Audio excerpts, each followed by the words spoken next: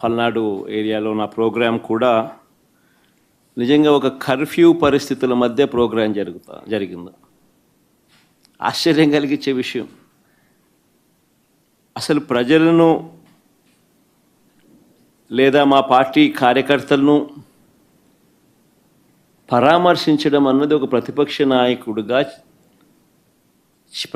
నాయకుడు చేస్తే తప్ప అని అడుగుతా ఉన్నా.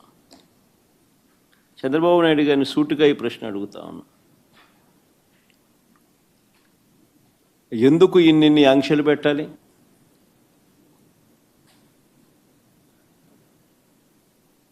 ఎందుకు పోలీసులను ఎక్కడ పడితే అక్కడ పెట్టి ప్రోగ్రాంకి ఎవరు రాకూడదు అని చెప్పి ఆదేశాలు జారీ చేసి,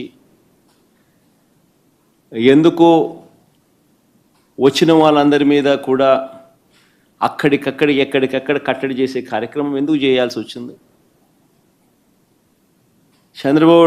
చంద్రబాబు గారు నోట్లో నుంచి ఇటువంటి మాటలు వచ్చినాయి కాబట్టే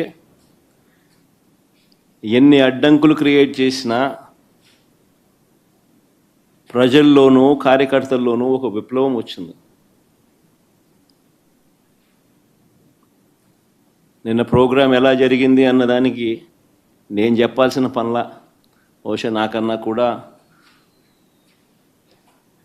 మీ అందరికీ కూడా ఎక్కువ అవగాహన ఉంటుంది. కానీ ఒక ప్రతిపక్ష నాయకుడు ప్రజలను కలవడానికి వెళ్ళినప్పుడు కానీ, లేదా పార్టీ నాయకులను పరామర్శించడానికి వెళ్ళినప్పుడు కానీ ఎందుకు ఇలాంటి ఆంక్షలు విధించాలని అడుగుతా ఉన్నా.